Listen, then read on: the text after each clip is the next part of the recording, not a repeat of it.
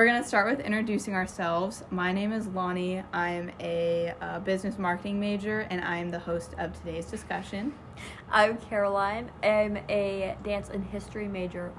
I'm Brooke. I'm a kinesiology major.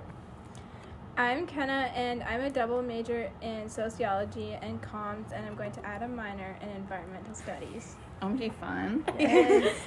Okay, so we all just finished watching the movie, and so I would just like to start with your guys' opinions, anything that surprised, confused, or angered you, and later on we can get to like any questions you guys want to ask that I might be able to answer. So we can start with Caroline.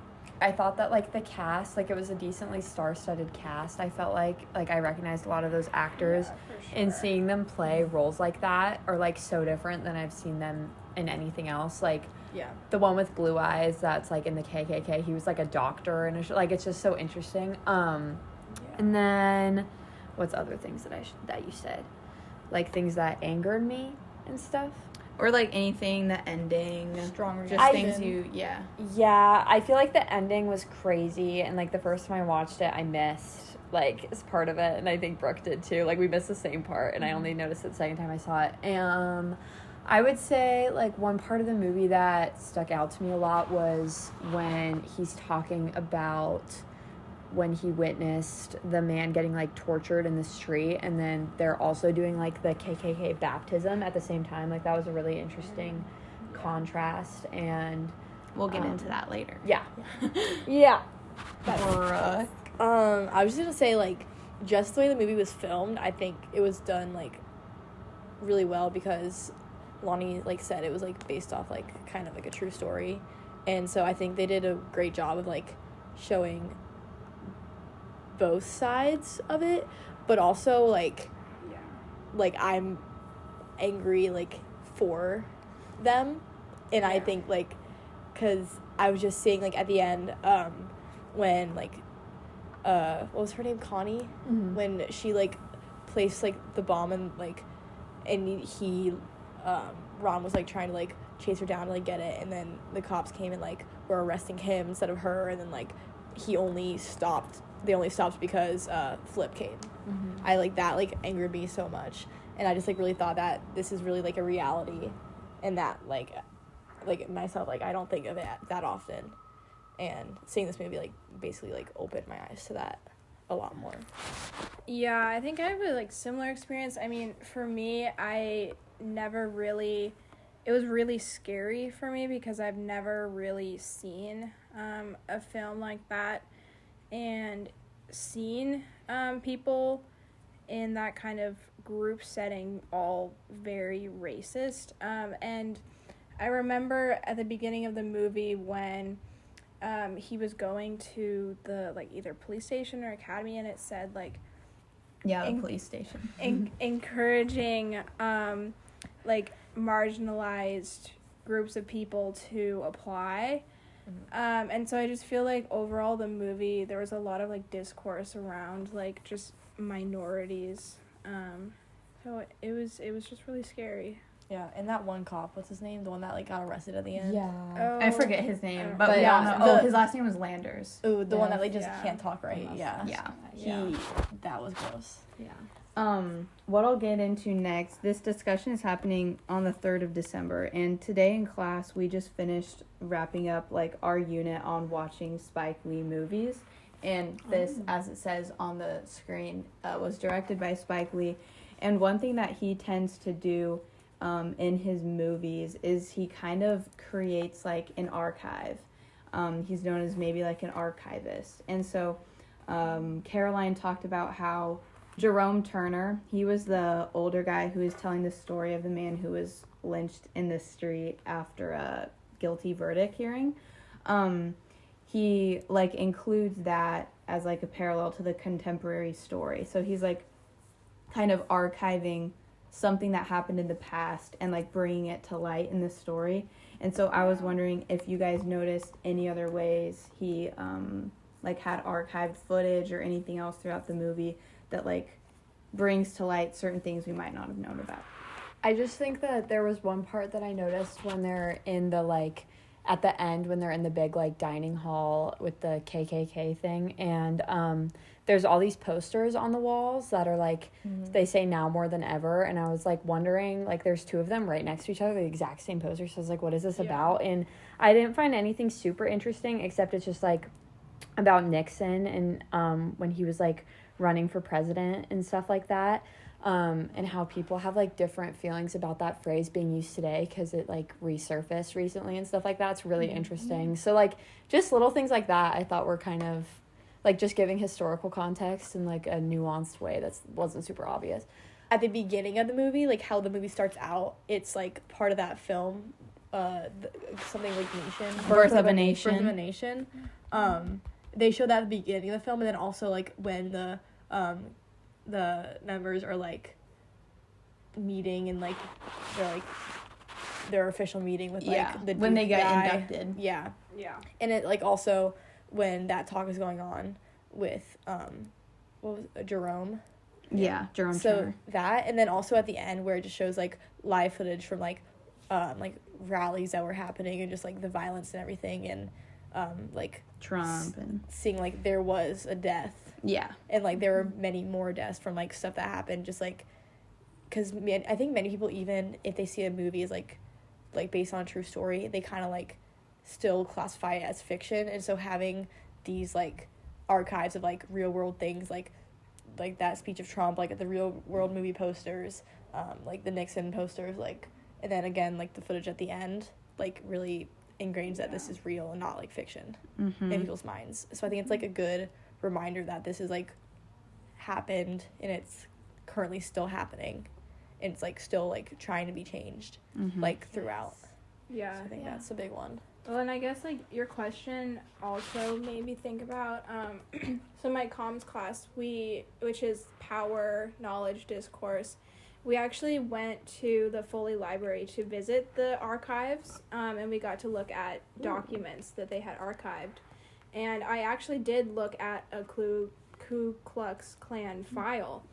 And what's really interesting to me is, you know, who gets to archive these things and who chooses what gets to be kept. And so I feel like, in terms of, like, I mean, whoever made this movie, I don't remember his name. Spike Lee. Yeah, these people who have power to create, like, this sort of media, you know, have the ability to decide what is important and what stories are to be told. And so I think that overall the movie, there's just a lot of power in the story that was chosen to be told. And Spike Lee does it in a very, like, not in like a demeaning way, but he does it in like an angry way. Like he's mad about what's happening too, which adds like another layer of what he brings up. Because if you watch other Spike Lee movies, because I think we watched 3 in class, he has a lot of that like same similar pattern of including a bunch of like just like archived footage and mentioning things from the past in like an angry way, in a way that things need to be changed. And then I just like building off of what like you were saying about like historical fiction and stuff like that. Something we've talked about a lot about in my history classes is like the debate between like academic history and like like historical fiction and like popular history, and like how it's really important that you make it in a language that everyone can understand. And I feel like this movie does like a good job. Like even though it's technically fiction, it's like the anger and the passion like that Spike Lee like brings to it. It's like a blend of the two, because it's like really boring. Like people wouldn't read it if it was all like legal format, like, you know. So either you need that balance.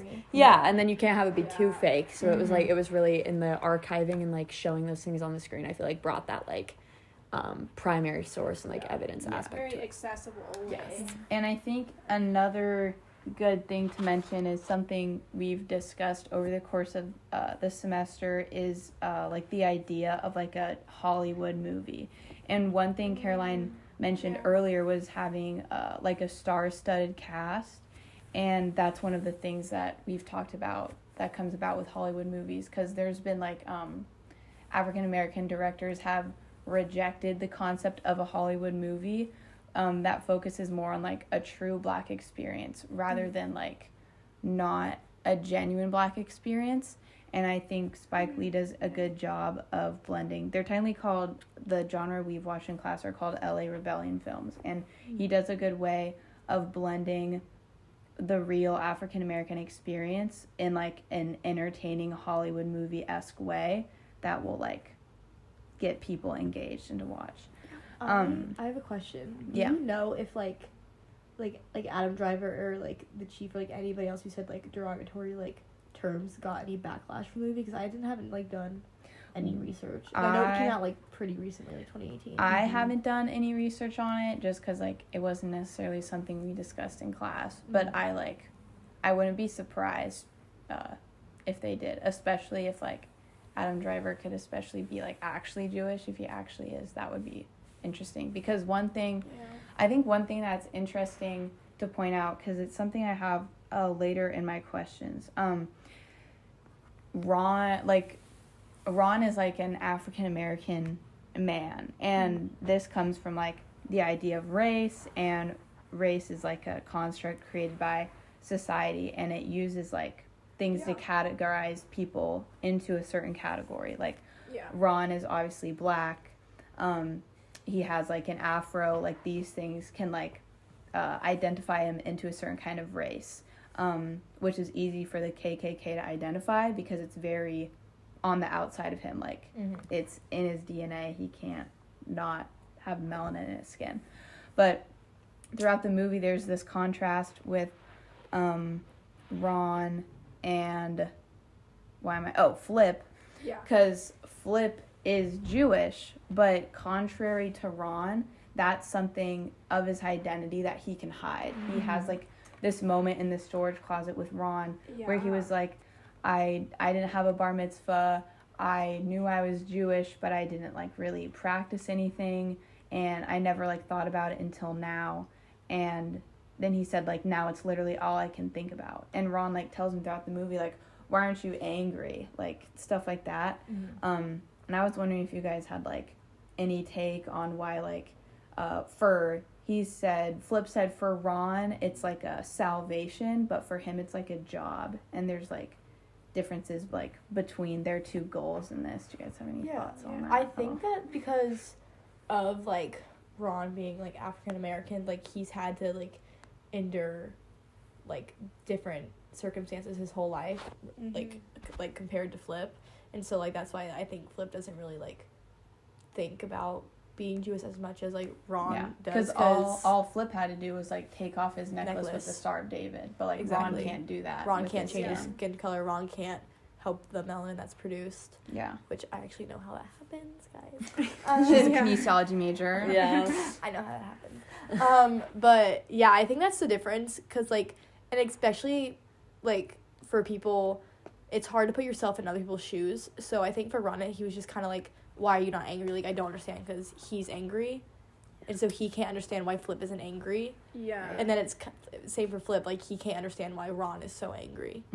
Because they come from two different like worlds of like can hide your identity versus you can't hide your identity, which I think is just what you basically said. I just summarized it, but that's what I was like in my head. It shows that I'm teaching. Exactly. And I feel like Flip, maybe it's not like a personal conviction, like his Jewishness is more like cultural, it sounds like, than actually like a personal conviction that he feels about like his race, his spirituality. Yeah. It's not necessarily his race. It's more just like a different part of him, rather than with Ron. It's like his biology. And also like it's like he says that he wasn't like practicing and things like that. So it's interesting because I feel like this moment is kind of like, it seems like it could be a catalyst for him to like dive into like the Jewish like aspect of faith rather than just like cultural aspects. And I like when he was like in the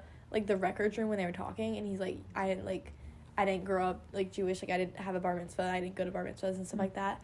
To me, like I was just like, so did he like recently come, like, you know what I mean, like to me I was kind of thinking that he like not like super recently, but like within like a good like couple of years, like maybe 10 years, like come to find his face as he grew. That's what I was like wondering. Oh yeah.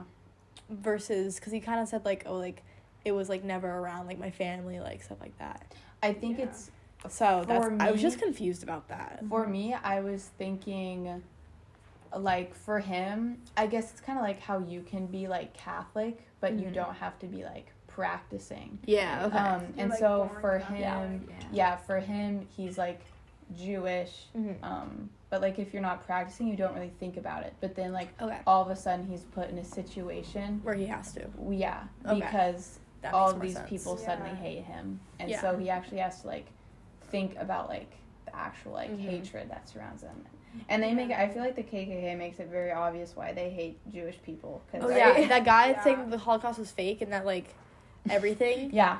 Like When we watched when- that in That's class, wild. I was just sitting there in my chair like, I was Yeah, that's when I like I heard don't know if that. someone can say that because the evidence is so, Yeah, and they said the Yeah. evidence was like Like- fake and staged, and I'm like, I was just watching that and I was like, people like this actually exist. Like people Yeah. believe this stuff. It's so crazy. and that's just like it's crazy to me, just like the propaganda that just Yeah. is like spewed by these people. Yeah.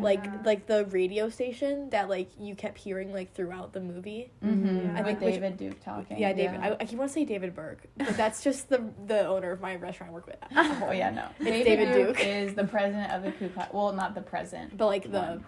Which might I add, David Duke was a position in the Louisiana House of Representatives. of Ugh, course he did. gross. Yeah, like And just how these like those people can literally get elected into power. and how those like two Yeah. guys like the mystery ones that like at the shooting scene and they were later found out to be like a part of like some like security thing. They're like How they got this? They were the ones who got the C4, like the bombs. and they were Oh, like yeah. these people are Yeah. supposed to like be keeping you guys safe and they're part of this thing that Yeah, you're that's right. investigating. Yeah. Like I thought that was crazy and it just made me wonder like how many like people like I just see walking like just in like public because you see Yeah. because you're like you know how they say like oh like 1 every 3 people you see like could be a serial like okay Yeah, I'm just like Yeah. wondering like how many people like think like this yeah. Yeah. yeah like maybe not as much here but like back home In because the South.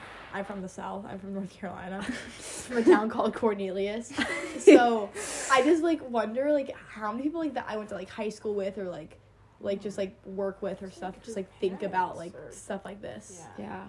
And Yeah. that's just crazy to me because in the movie we see that like it's a lot of people, but also we see that like the Black Lives like Matter like movement is also a lot of people. Right. yeah But they're just So no matter how many people there are, their voices just aren't heard, which I think is a big theme throughout the movie because I think I saw in your notes like they like can't really do anything without like white people helping them. Yes. That Yeah. was one. Which I They- think is still prevalent today. Yeah. Yeah, I did unfortunately. want to go back because I had something to add with Yeah, the go ahead. identity with Flip. Really and quick, I think Ron. after this we will pivot Yeah. to like 2 more things and then we can be done. Okay. But go ahead. Okay. So in my comms class, we recently talked about like the privilege of passing, and I think that goes along with the identity of those individuals because, I mean, Flip had never once experienced a situation where he had to pass to kind of protect himself, and so I think it's interesting because it's highlighting this picture of, like, you know, Ron is upset. Like, why aren't you upset that all of a sudden you have to, you know, keep this part of your identity to yourself? And, you know, we're not used to, you know, what it's like to, you know, need to suppress a part of Yeah. our Yeah. identity to protect ourselves. Yeah. And, you know, there are plenty of, you know, Black people who can pass for white and they have that, you know, privilege Yeah, in for, like, some light-skinned. situations. Yeah. And they said something about that in Yeah. the movie too, I think. Yeah. And that's a good point. What you were saying about like Flip not having been in those situations before, I wonder if that's like kind of the scene when he's in the basement, like Felix is like asking him like, are you circumcised and stuff like that. Like I feel like that may have been his Yeah. first experience being Oh. like, I can't change that about myself and Yeah. like that's gonna out me. Exactly. Like Yeah. that was Yeah. probably That's a good point. yeah. Like Yeah. you think Not that we know if he is. No. No, you know. But just like that may have been his first time. do you Yeah. think that was his like first like moment of fear for Oh, that for sure. case? For sure. I feel like it must have Yeah. been. Oh, especially with like a lie detector too. Like Yeah. he was like, I think he handled it pretty well though. yeah, he was Yeah. saying like, Could have easily all killed. Mhm. the like the results will show whatever they want, but like trust me, I'm not Yeah. Right. whatever he said after that. Yeah. But, like, you just Yeah. never know. Yeah. Okay. I talked about this during the movie when I was answering a few questions, but Jerome Turner and the rest of the Ku Klux Klan talk about Birth of a Nation, which is a movie. It came out, like, in the early 1800s. It was one of the, or 1900s. The 20th century. Yes. I think, the 20th century. Yes. And more like a little more further background on it, because it only showed really brief clips. Birth of a Nation basically is like the opposite of proper archivaling.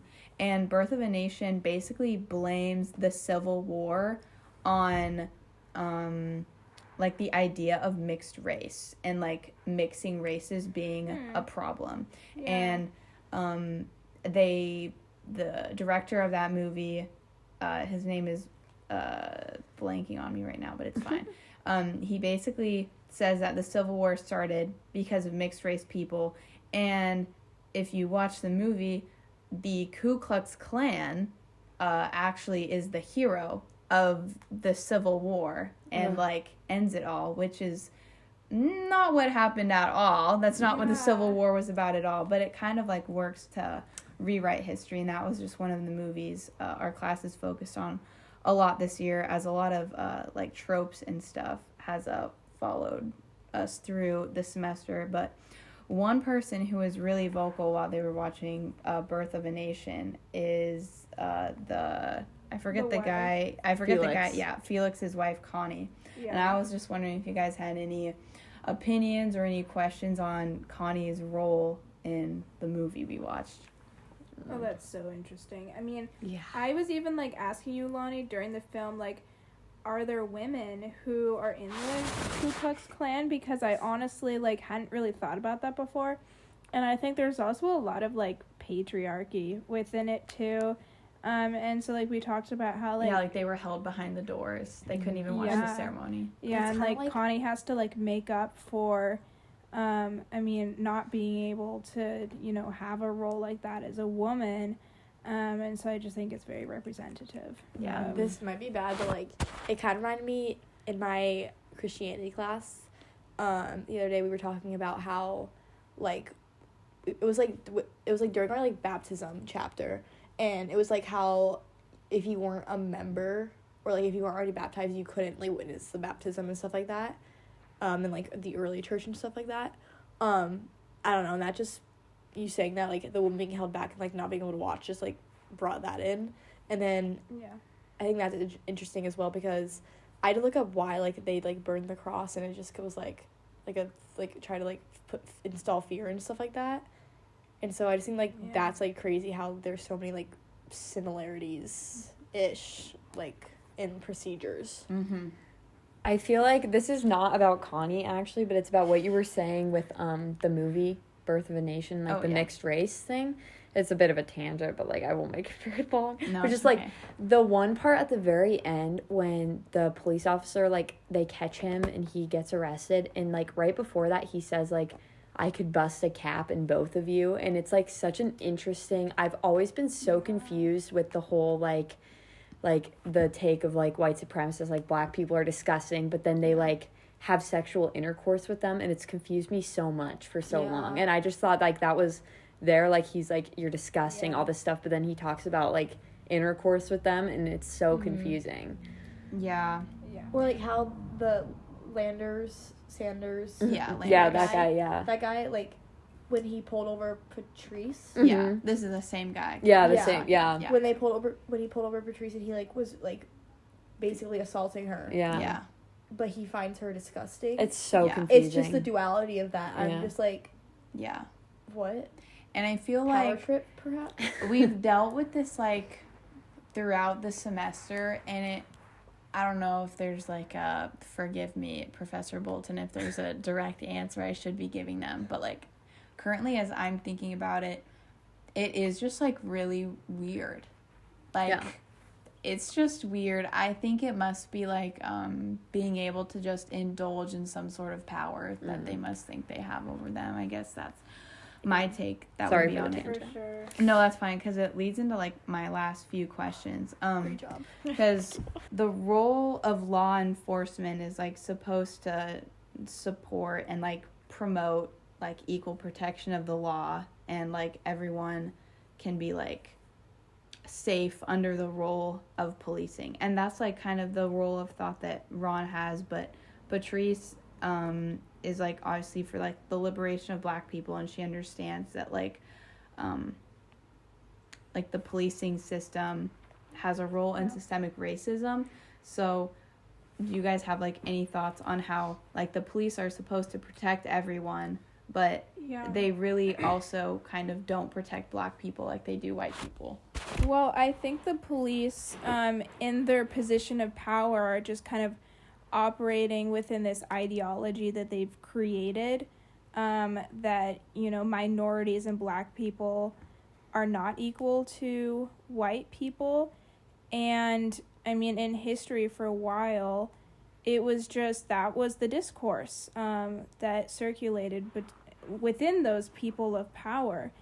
And, I mean, systemic racism, like, really, like, comes alive within, like, institutions such as the police force. Yeah. Because they are the ones who, you know, make a lot of those decisions, like, who gets to be arrested for this and that. And, like, many Black people, you know, still are afraid of getting pulled over just for being Black. And parents are afraid of their kids getting pulled over. Yeah.